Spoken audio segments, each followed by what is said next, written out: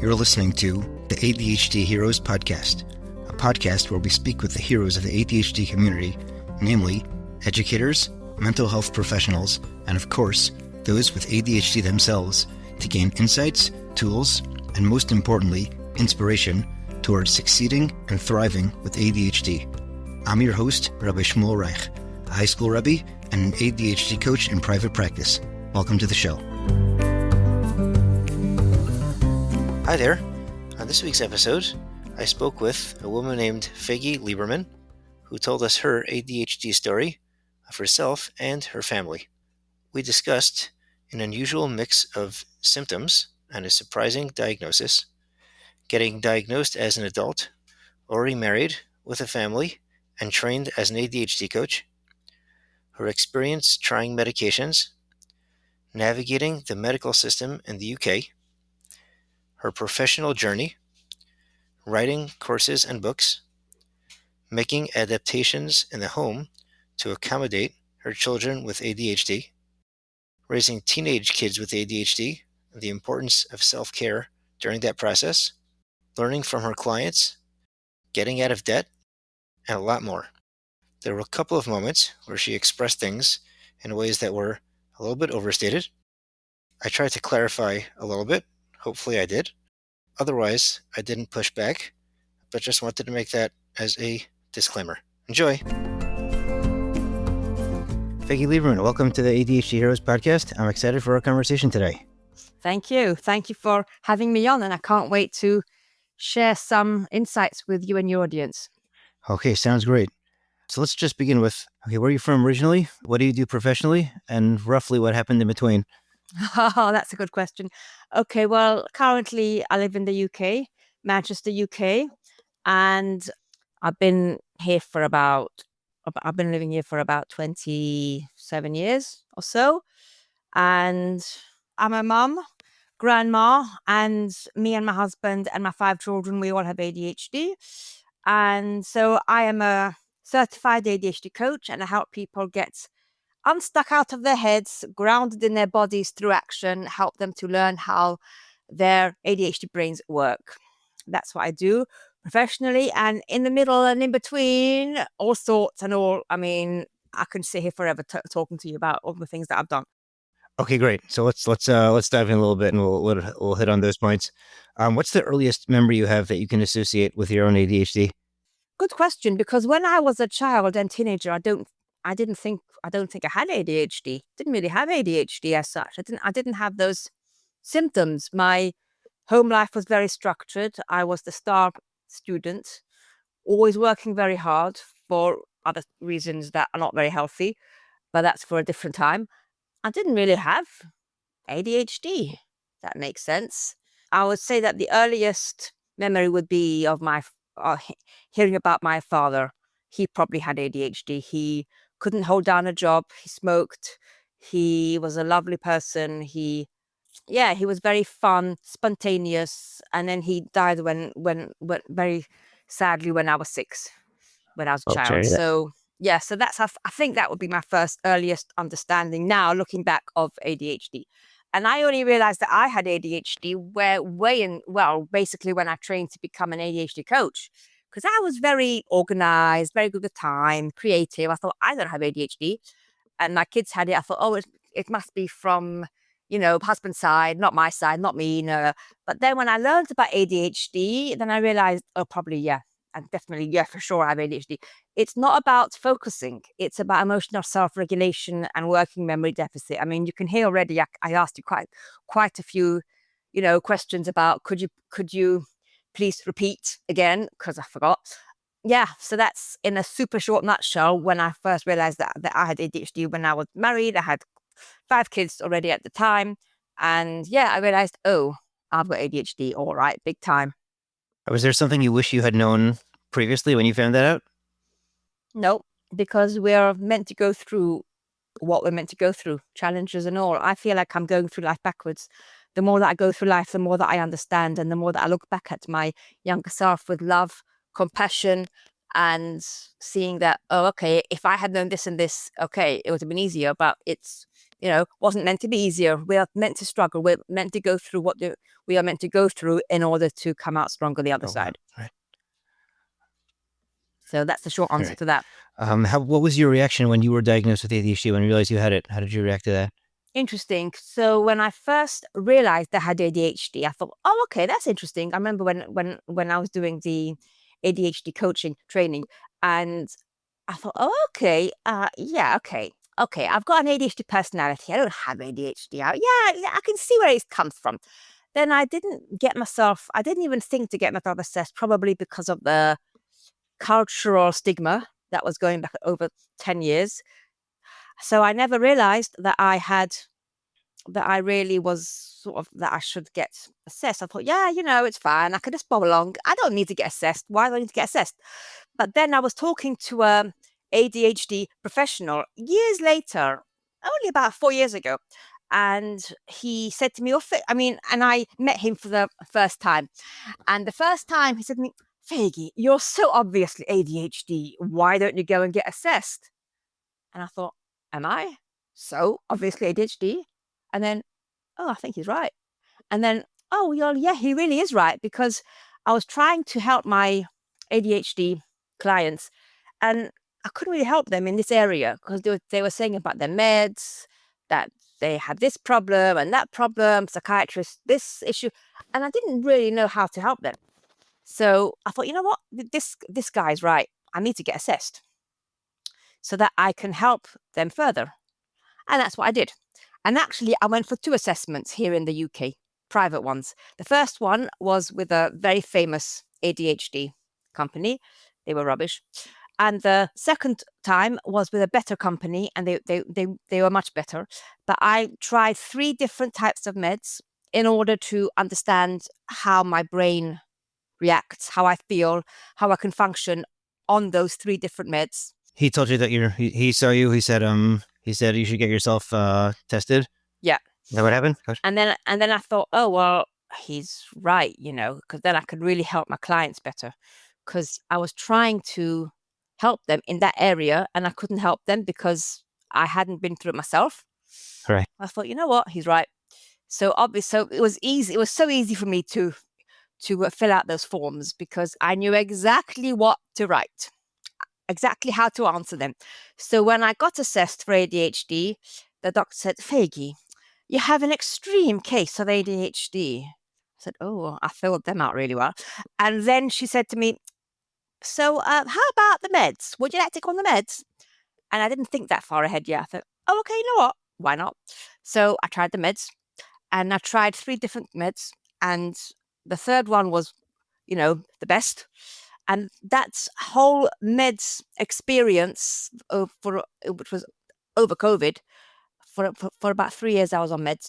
It really helped me to understand myself, my family, and of course my ADHD clients. It really helped me to be able to guide them. And very often, especially here in England, the whole ADHD assessment is so shocking, and the doctors don't guide their clients, private doctors even more. They don't guide them in any way how to handle the meds, how to manage their lives better with the meds, etc. What does the process look like? The diagnostic process there. Well, there's 2 paths. The first one is the free version, NHS. There's a up to 7-year waiting list. Oh dear. Yep. Mhm. And the other version is paying from your pocket, private, which is not much better because they're not really regulated and you don't really know who you're getting and how the care is going to be. And even now, I've been a coach for over 10 years. I don't like when they ask me that question, if I can tell them about someone who, if I could refer them, because I don't have anyone really to refer in the UK. It sounds shocking, but not really. No, really not. Not someone who would, not a company who would be on the level that I would expect them to be. So I tell them of a couple names, etc. But I'm not keen. I don't know. I'm always happy when they come to me and they've said that they've been assessed already, because that's one thing off my head. What got you into coaching? Meaning if you didn't have Good it yourself yet? question. Okay, so I didn't think I had ADHD. So at the time, going back 15 years or so, a bit less, my who had ADHD by then? My son had ADHD by then. Yes, my two boys were definitely diagnosed, and then so I was an art teacher for about 10 years before that, Cool. and I was a bit bored of my job because I couldn't really go further than a certain level, and and it was just boring. And then it was after my youngest child was born, and I didn't really want to go back to work because in England we have very long maternity leave, really like 9 months. It's really good. So I didn't really want to go back. It was boring, and I just asked Hashem to help me find something that's right for me. And then, I mean, the next week I found the answer. I found an advert in the local, I don't know, was it the Ami or one of those? And it was an article, it was an advert about learning to become a home organizer. Now, at that time, I didn't think I had ADHD, but I knew I was really good at this area. I was really good at getting my home organized and friends' homes organized, just informally. And I thought, that's it. I'm going to do that. So I asked a couple of local therapists here, Manchester. I said, is that a thing? Would that go? And they said, Faigy, no one is ever going to let you in their homes. Don't even bother. And they all said, nah, don't bother. It's like, no, we're like way behind the States. No, wait. That was 15 years ago. And I said, you know what? I'm going to do it. And I trained and I left my teaching job. I jumped off a cliff. It was terrifying. But that's what us ADHDers do. We do what we feel is right, even though the whole world tells us we're wrong, and we are usually right. And within about 2 years, I had about 8 or 9 clients a week, really busy. And Yeah.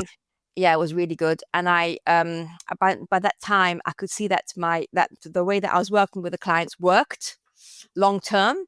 And then I started training in clients from London, organizers to do it in London and Gateshead, and that got really good. That was massive. And I was basically the first person, trailblazer in the Fromoilum, to do this from a trained perspective, and also to do this from an idea of ADHD, executive functions. Then I could see that they were all asking me, the clients, but they were all begging me for time management ideas and help. And I thought, well, I don't know that much. I can't really guide them, as in to help them with a method. So again, I asked Hashem to help me, and I found Adka. I trained with Adka, and I trained to become an ADHD coach. But I didn't really want to be an ADHD coach. I wanted to learn the skill and still stay as a home organizer. But you know what they say, somewhere along the line, your brain and yourself, transform into an ADHD coach. And that happened to me. So slowly over the years, I moved away from my first business, organizing business. And basically now I don't do organizing. I don't go into homes. I don't even have that site anymore. But in the process, I wrote 2 books about the topic, and I also made about 3 or 4 courses on it that are online that you can buy. And every time I made this leap, every time I wrote some books or I did the courses or I stopped one of the avenues that I had been doing, I always felt like I'm starting afresh and I'm going backwards. But I just carried on because I knew that this is what I have to do. And then when I look back 5, 10 years later, I see, oh, every time when I felt like I was going backwards, I was actually leaping forwards. Even after ADKA, they were great, but I didn't learn about executive functions. When I had finished training and I got my coaching certification, I didn't have a clue about executive functions. They didn't really know. I think now they've got much more info about that. But you know what? I trained further to learn more about executive functions. And as I'm sure you know, the rest is history. I am the executive function fairy. I take my wand and I just wave it around and I just help all of my amazing clients magically understand how their brains work. And it's all with the lens of executive functions. All of my books, free books, courses, Udemy stuff, anything that I talk about, YouTube, it's all with a focus of how can you support your executive function? So that's my core work now. And even with myself, my family, when there's something not quite right or we need more help, I think, right, what's going on here? Executive function deficit, what needs support? Fantastic. It's great lens. Yeah. What were you seeing in your kids originally that was like what sort of behaviors were the things that got you to look into ADHD more? Hyperactivity. My son was very, very hyper. And to be very frank, I don't think ADHD exists. And I can say that because I and my husband and my 5 children, we all have been through the whole process. We've all been on meds, and I can tell you, it's made, should we say, it's a type of way of thinking. It's a type of brain wiring that does not fit into the current society. Right. And it's been around for 100 years or so. Before then, if a boy or a boy, let's just talk about boys. If a boy was in cheder and they couldn't sit still and they were always running out to the woods, what do you think they would do? By about 13 maximum, they would just leave cheder and go and get a trade, go and train with someone in an area that they found that, interesting, and they'd be fine. And they'll be fine. Like, what is the problem? So we are making our own problems, and it's no one's fault. It's just how it is in the current Western society. I mean, in England, the schools are under a very, very big pressure because they have to tick all the boxes for Ofsted. It's called Ofsted is a part of the it's a part of the government where they come in and they assess the schools to check if they've been teaching all the right things to the children. And it's really not good because you can't teach what they want you to teach, the hours that they want you to teach, etc. And they're very much meddling and mixing in, and it's not good. But really, bottom line is that the schools are under a huge pressure on that area. Plus, the schools teach in a more of an auditory way. Sit still, listen, not much pictures, not much sports, if at all. And they're long hours, and it's basically recipe for absolute, disaster for the boys and girls, I think. And I've seen it. I've lived it with my own family, and I'm still going through it. So I can say it from the inside out, mum plus the coach perspective. It's not ideal. Right. So like the the literature that talks about the ADHD brain just being a brain that's not suited for our classrooms and better suited for, quote unquote, the hunter gatherer brain. Yeah, basically. That Yeah, I resonates can with you. see. Right. Yeah, I can see. But at the same time, when I do talk to parents, I tell them that, look, so your kid is in school for, for the years that they're in school, yeshiva, whatever. We need to get them through the system somehow with as much of their self-esteem and happiness, if you want to call that. It's not the right word, but I can't think of the right words, intact. So if the meds will help them, so be it. If that's what will help your child, son or daughter, get through the school, yeshiva, SEM years, then that's what you have to do. And that's what I've done for my children. I've, been open with them, and each child in a different way. They've taken what they have to, they've done what they have to do. But at the same time, it's a very, very, it's harder for the parents. It's a bigger job. It's a bigger burden for the parents because the meds don't fix ADHD. And here in the UK, especially, people put far too much emphasis on meds. They seem to think that the meds is this cure all, fix all. You take the meds, you pop the pill, and you're perfect. No, you're not. It's only about the meds only when it works, when the kid is on the right one. It only accounts for about, in my opinion, 20% maximum ADHD symptoms. It helps to keep calm. It helps us focus. Doesn't help with any of the other stuff. The pill can't teach skill. Yeah, yeah. So it's basically pills and skills for ADHD. That's what I write in my book, Own Your ADHD. Pills and skills. And the pills are far too overrated because they're a money-making business. The skills are not a money-making business at all. And so people say, right, I'll just get the kid on the pills. And I don't know how it's like in the States, but in the UK, it's shocking. The care is really bad. So the the child is often put on the wrong meds or the meds that are not right for them, and they're not checked properly, monitored properly. It's really, really bad. So I always say that when I hear from a parent, and if the child is under age about 21, and if they're at home still, I work with the parent first before anything. We make simple changes in the home, simple changes, adaptations, even to how they speak to the child.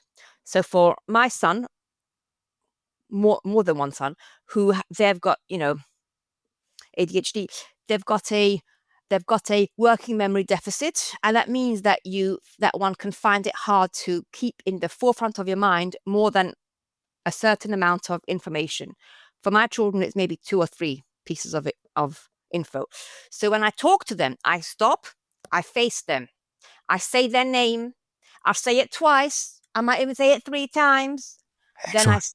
Then they stop, look at me, and I say, "Could you please do this and this?" Or "What's happening about this?" And I pause. And I never give more than 1 instruction, because more is a recipe for disaster. And Excellent. if you do more than 1, what happens? That the child gets angry because their brain cannot hold the information. Now, if a parent doesn't get that idea, they'll say, "Why is Yankee, Yossela, why are they so angry?" Oh, and then the parent would then tell the child, but really the child in a way can't help it, because they feel like their brain is being stretched and pulled, and they can't hold that information, and they don't know what to do, and they explode. Right. Did you discover that through the training or through experience or through both? Training, experience, and I say the whole time, I always say I learn the most from my clients, because Interesting. because they'll like ask me something and I think, "Oh, I never thought of that question before," and I find myself answering them an answer that I never thought of before. Think, "Oh, where did that come from?" And also very often the things that they have to work on, I also have to work on. I think, "Oh, okay, I'm going to take that to heart." So I've learned the most from my clients. Necessity is the mother of invention, right? Yeah, but I feel also like I'm a um what's the right word? Channel of energy that I feel like when they ask me something and I've like never heard thought of that in the past ever, and then I just have the answer, and it's like not me, it's from Hashem, it just comes through me. I find that a lot. Cool. Are there specifics that come to mind for you? Specific ones that lessons you learned from your clients? Or... Every day, every single client. I can't think now, but the whole time, every single session. Let me think which one. Oh, that's a good question. The whole time. Can't think of anything specific. It just comes to me intuitively, and then I'll see that I'll have the answer a few times for a few different clients, and then okay, so that's a method, right? Okay, that's a method. What should we call it? Okay, we call it XYZ. Move on, and that's how I create my programs. My next question is: did you find that with your kids you had to update the things you're doing for them for different life stages? The whole time, every day, every second, of course, even now, 100%. Even though my 2 daughters married, oh, for sure, the whole time, always. I'm always learning, thinking about, okay, so they've got that challenge. So how can I help them? What can I do? How do I, as a person, have to change in order to help them? That's what parents need to know. No one and nothing can fix your child. And I fell into this trap. I thought, oh, I'll send them to this therapist. I'll send them to that whoever it is. Just get them fixed. Just get them sorted. Well, you know what? Doesn't work, because Hashem makes everyone exactly perfect the way they are, and it's more about me sorting myself out, learning skills to help myself so that I can help them. And everyone is perfect just the way they are. In elementary school, what were some of the challenges your kids had, and how did you deal with those? Okay, so a few of my children, quite a few of them had difficulties. It's funny you say that. Most of them didn't really have difficulties as such. It's just my heart knew that there was something wrong, and I was very worried about them, and I didn't know what to do. So they would go to school. They never not went to school. All of them. They would go to school. do what they did, come home. And even now, when I talk about it, I can feel that worry that I had, but I couldn't put my finger on it. And it was more about the teachers not understanding my child, which in a big class, plus with the lack of training and with the lack of knowledge and the stress that the teachers are under here, I didn't really expect them to. It was how can I help my child when I'm stuck in the system? And when I would go to parents' evening, I would hear between the lines, what was going on. Not, I mean, my children were never sent home, expelled, or anything like that, but they were not happy because they were not understood for who they were. And with my boys, then that sort of came out later on, and they got burnout, and now they're doing very well. However, they're not following the traditional yeshivish path, which me and my husband are fine with, because they're happy, and they'll come back and they'll do their thing in their time. The main thing is love. The main thing is that you have to love your children exactly the stage, the way that they are, or they not are, if that's the right English, just the way they are. And everything else will fit together. So with my son, who's 12 now, this time a year ago, just more than a year ago, about 1.25 years ago, just after Sukkot, he went to high school, like that time. And just after Sukkot, and I knew that there would be problems. I knew that he wouldn't be happy. And so I just let things go, let things be, and see what happens. And I was right. After Sukkot, he kept telling me that he hates school, and it was a really small, nice, small school, good, very good place, and he hated school. And he was telling me really bad things about himself, that he wants to end his life, that sort of idea. I said, right, this time round, I'm doing it the way that I know I need to do it. So I called the Senko. A Senko here in the UK is a special education coordinator. I don't know how you call it there, and I said to him, right, this time around, I need to do it the way that I know is right for my son. And he was really open. He was really fine, which I was amazed at. And I said to him, I need to get my son home from school. So what we did was, every day he was in school. He's in school 9 till 12, comes home at 12 every day for the last 1.25 or so years, comes 12. And then I've got for him lessons the whole afternoon and evening. Oh, And awesome. he's a totally different child. I can't tell you. And what I also realized at the time, why was he not happy in school? And I never realized it, only recently, that he had a reading problem, but it was missed because he was very quiet and very good, and he would sit in his place and listen, and no one picked it up from age 0. No one picked it up. Well, you picked it up? Yeah. You were the one to pick it up? Yeah. And he's soon going to be 13, bar mitzvah, and him of his own accord has come to me now because he feels supported and not pressured. He's come to me, and he wants to learn. He wants to practice to read from the Siddur. He wants to practice benching. Now he knows how to bench. This past Shabbos, the first time ever in his life, he sat and he benched with us. Wow, that's From a incredible. bencher. He's like 12 and a half. Okay. It takes time, but as parents, we need to be brave and do what we know we need to do. And you need to do it. It's hard to explain, but come out of society's expectations. Now, I'm lucky because I don't have parents local. I don't have siblings. I don't have many people who would say, what on earth did you do? And like telling me off. I didn't have any. I don't have much of that. Right. So me and my husband, we can basically do whatever we like, and it's too bad. Like we don't have people telling us off. Family members, you're crazy, you're crackers. But you know what? From going through what I've been through in my life, there is no other choice. You have to do what is right for your child. Whether that, and I know that people in the States work their socks off, and they've got 2 parents working. And this whole thing happened when I started my brand new business, and my son was in the room next to me because his laptop and whatever is like next to me. So I'm doing my work with my screens here, and he's got his stuff there. And I had my business that I was just starting, and it was really, can't say it was easy because he was around the whole time, and I had to think about like lessons for him and whatever.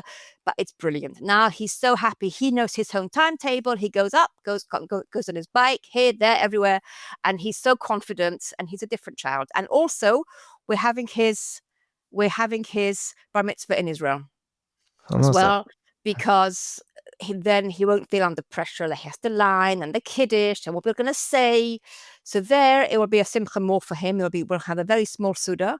We'll have it in my, I've got their family, and we'll have it in their flats. Very, very simple, very nice. And he's so excited.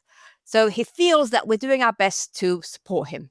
So he's naturally coming out of himself and wants to do the right thing. And I think he'll be, now he gets every single week in the tests 100%, 98%. He's in the class. He is the one that is the go-to that explains Gomorrah the most clear to That's everyone. incredible.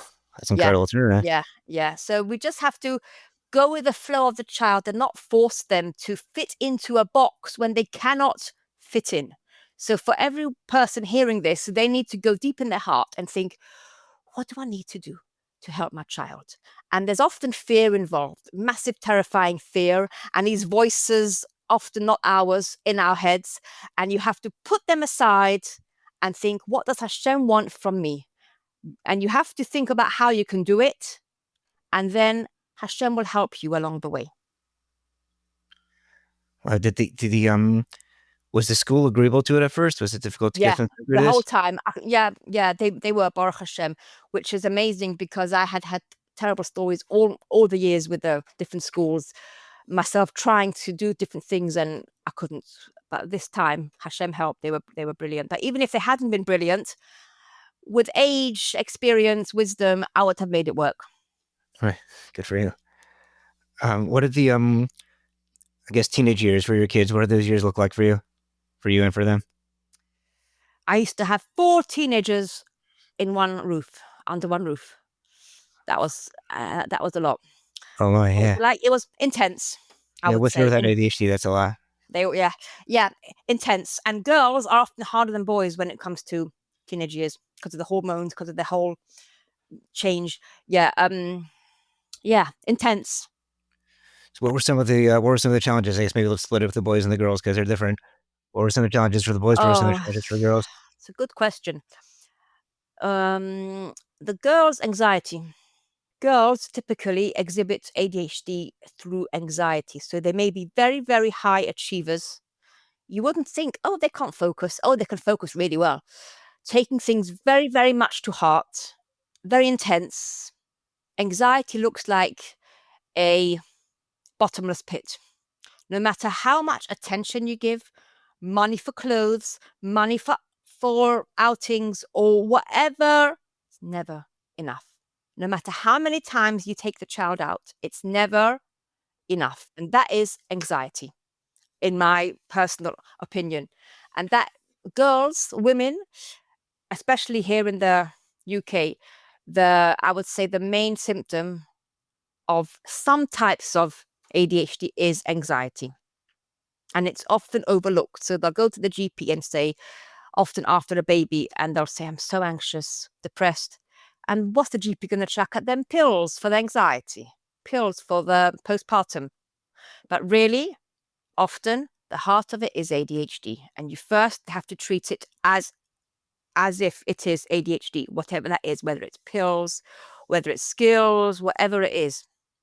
Yeah, I thought that those years would carry on forever. Well, they're sort of half going on, but not as intense. The main problem was because those years were so intense, every day there was many like storms brewing, exploding, erupting, volcanoes in all shapes and I think it was hard for me to stay calm and centered and balanced. I think that was the biggest. And the mum is always the victim. The mum is somehow always the worst. Even if you do everything right, the child will just get angry at you and just take their anger out on you. So what I learned was to make time for myself every day. no matter what. Now, I can't remember what I did in each stage, but definitely I made a lot of time for myself. And it's not selfish, it's selfless. So I would, let's say, cook a more simple Shabbos, and that hour that I would have extra, I would go out for a walk or the gym or something for myself at that time that interested me, that I knew filled me up. And that was a non-negotiable rule, always putting my own emotional well-being first, physical well-being first. And this is a lot of what I talk with the clients, Jewish clients, non-Jewish clients, everyone. You have to put yourself first, because if you put yourself last, you're going to just end up ragged, ill, and no one will care at the end of the day. So you really, so mothers, fathers, but I'm talking about mothers now, we have to really strengthen ourselves in whichever way that is. And if it means buying a course, going on a, whatever it is, learning about different things that, interest you, buying books that interest you, whatever it is for each person, it's not selfish, it's selfless, and you have to set aside the time and the money to do that. Amazing. How did you figure out that that was what you needed, and what did that enable you to do? It's a good question. I feel like Hashem gave me a lot of insight, a lot of tools that I just had to sharpen and just finely tune a bit. I feel like Hashem really helped me since I had this, these many areas of challenge. Then I feel like Hashem, it's like balance, scale. So on the one side, you have all these deficits and areas that are hard for you, and then on the other side of the scales, Hashem gives you the strengths, intuition, the skills to know what you should do. And I've seen this with every single client. Everyone, Hashem has given all of us the skills, understanding that we need in order to succeed in life. What I've seen is very often we either drown out those, what's the right word, knowledge, yeah, or very often it's so clear that it's like staring you right here in the face and you can't see it. So you need someone else who can come in and guide you to see it. Right? Did you have someone like that? I imagine you are someone like that for your clients. I didn't. No, I didn't have anyone like that. Right. No, What I didn't have anyone like that. what did creating that time for yourself? What did that enable you to do? What were you able to bring back to your girls then? Okay, so they would see that every Friday, or they would hear from me because they were in school. Every Friday, I would get up really early to cook Shabbos, maybe 5:30 or so. Then by 8 o'clock, it was all done. Then I would be there for them to go to school. Then at 9, let's say 9 till 10, I would go to the gym. Right. And then I would come back and have a couple of clients, and then they would come in from school at 12:30 or 1, and then we would have the Friday afternoon program, whatever it was. They saw me living the ADHD success story, and that is learning what makes you as a person balanced, what makes you as a mum calm and focused and grounded. And for every woman, it's different, but the principles are the same. Looking after yourself first. So you really led by example. I mean, it wasn't something that you did for yourself, brought back and taught them. It was just when you taking care of yourself. Both. Yeah, both. Because when they were teenagers, that's when I basically started my coaching business. And they were quite ashamed of me, like, what's mum doing? What on earth is mummy? Like, what is she on about? And I was very brave, and it was hard for me to come out of my comfort zone and tell people about ADHD coaching. For the first, I would say, more than 5 years, I was the only from certified ADHD coach in the UK. So you would say that I'm a bit of a trailblazer in many areas. I was the first certified home organizer from in the UK, and also the first from ADHD coach. And now I'm the only from ADHD woman here from in England that is dealing in properties. It's all men here. Right. All men. Wherever you go, it's all from men. There isn't one from woman who is doing what I'm doing. So if you're hearing this from the States, you might think, Faigy's making up rubbish. What's she on about? It's true. Look around and you'll see. I mean, in the States, I'm sure you have women who are in real estate and they go around viewing houses and selling them. Here, nana, isn't, not. Okay. And why did I go into this? Because I'd worked really, really, really hard to build my coaching business for about 10 years. And I thought somehow when my girls will get married, somehow, I don't know, things will work out. I don't know what that means. You know, the ADHD brain thinking, yeah, in the distant future, magical thinking. Well, when they got married, my daughters married within 6 months of each other, and inside that time frame, we did up the house. And we only did a few small changes in the house, but the house is over 100 years old and it came crumbling down. So we Oh had dear. to Oh, do lots more than we thought, which was fine. Now it's fine, but at the time it was like, oh, what's going on? So within 6 months, I had my 2 daughters married, left the house. The house, you know, brand new, but I had about £65,000 debt. oh, okay. And I did not, and that was not a nice feeling at all. And I realized that I'd worked really hard for my business, but I'd built a job. I'd made a job. If I don't rock up, I don't get paid. If I don't work with the clients, no money comes in, darling. Nope. And that was not a nice realization. So I asked Hashem to help me. And I did a money cure course, really good about money energy. And I also took back the finances. I took, well, I not took, I took over control of the money, and I cut up a lot of our cards, and I did a lot of things that my husband was not happy with, but now he's very happy with. Again, I just acted on my intuition, and I just impulsively said, right, I need to do something. I didn't analyze it. Okay, I Right. think that's when you ask me about some question or other, something about who guided me, and that's all. It was my own soul guiding me, and it comes in the form of thinking it through, and then okay, doing it. Right, I need to do this, and I don't know why, but I know I need to do it, and I'm always right. So, where was I up to? So it took me about 6 months to sort out the family finances. And in that time, I did a very good money cure course, money energy course. And the lady was talking about this guy, Rich Dad, Poor Dad. And I thought, oh, okay. So I bought the book. I'm sure you've heard of that book before. It's a really good book. And I liked it.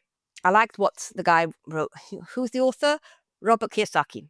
And I bought the second book and the third book and the fourth book, and I bought all of his 8 books, and I let them just lie in, in the house on the kitchen table, and the kids thought I'm mad. I've like gone off my rocker, and they were really, really good, very good information about money, finances, good debt, bad debt, all that sort of thing. But the books didn't really give me a path to follow. So after about 2 months, I was just saying in my head, I didn't even say it in a word. I said, Hashem, can you help me find someone here in the, England, who who's got a path that I could follow, with the laws, English laws and things like that, money laws. And that same evening, I found the guy, Wow. and he's very controversial. Every person I tell about, that I train with this guy, they say, really, he's very controversial. And I say, yeah, because he says the truth. So I signed up with a guy called Samuel Leeds, who has got ADHD himself, and he runs the largest property training network in the whole of the UK and further, Europe as well. And the reason why he is controversial is because he gives you clear guidance on what to do, clear pathway. And people can't believe that there's someone out there who is really giving away all their secrets of how to become financially free. Because as you know, the rich people they keep their secrets to themselves of how they became rich. So that's what I'm doing for it's my 3rd year. And let me tell you, when I first joined, my husband said, what are you doing? Just have faith in Hashem, and Emona b'tochon. Why do you need to spend £12,000 of my own money? £12,000 to do this. I asked my Rav. He said, if you want to do it, you do it. I asked a friend, like, I'm terrified. I'm so scared. But I need to do this. I need to learn the knowledge that I'm not going to find anywhere else. And I had done a lot of research on it. She goes, Faigy, you do it. So I did it. And for the first 6 months, I would say about even a year, I was so terrified. Like, I know that I've done the right thing, but what am I doing? Like, it's a whole different oilum. It's a whole different network. I'm the only from Jewish, not man, woman there. Right. And they're lovely people. They're wonderful people. Muslims, Christians, loads of black people, very, very good people. And everywhere I go, I make a massive Kiddush Hashem.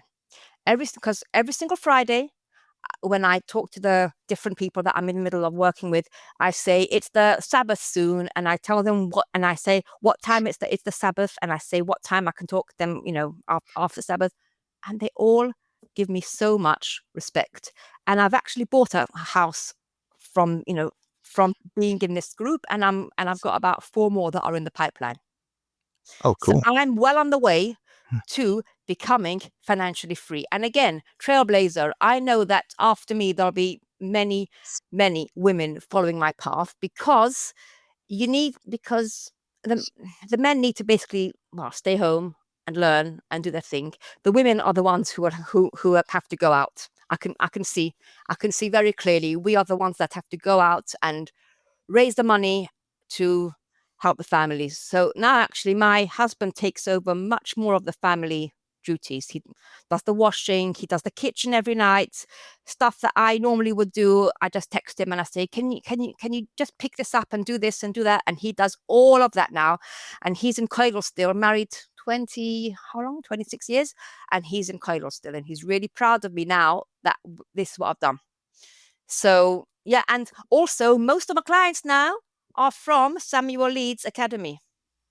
Oh, interesting. So that means My whole business has rocketed like you cannot imagine, like beyond. I mean, I don't know if you've seen, but my 2 Facebook groups that I have, you were in one for the coaches. You're not, because it doesn't exist anymore. I closed them because I don't need them anymore. Oh, cool. Okay. Yeah. So basically, bottom line is anyone out there who's got a dream, a vision, and they know that they're right, they know that they've got something to share with the world, they know that they have to help their kids in a certain way, and they're terrified because everyone's telling them not to, and they have no idea how they will ever do it. Let me tell you, you just take the first step, intuitive step, and Hashem will help you. Just look at my story, and you see now my business has rocketed. I've earned more in 1 month than I earned in like half a year. Incredible. Wow. Because the people who think out of the box, property box, often have ADHD. Right. Wow. Amazing story. What is a message of hope, a further message of hope you'd like to leave our listeners with, or anything else you want to say today? Whatever place you're in, whatever dark place you're in, please know that in that dark place lies the seed of light. And you know it already. You know what that light is, but you're probably either too fearful or there's too many voices from other people who don't hold your values coming in and making you not hear it or not see it. So be brave, take the next best step. If anyone needs any, chizuk, they can contact me.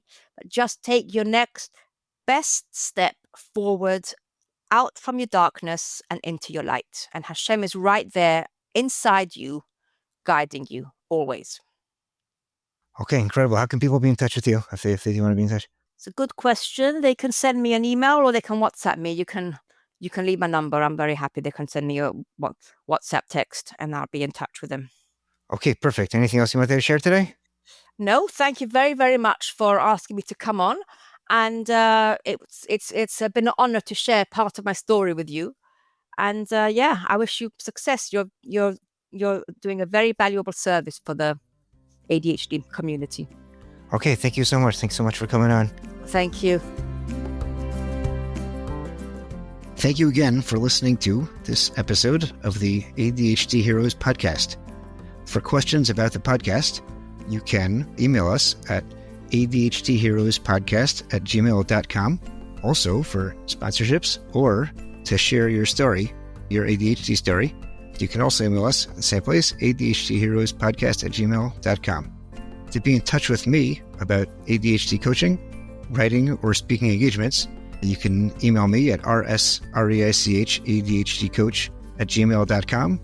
Be sure to check out my website, rsreich.com, adhdcoach.com. You can follow me on LinkedIn, or you can check out my blog on nefesh.org. Check out my blog there under my name.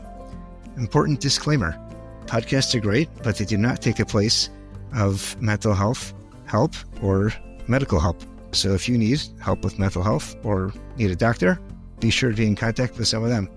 Please, if you like this show, please rate, review, and share with a friend. That's how these things get out there. Thank you again for listening, and thank you to our producers at Pretty Easy Podcasts.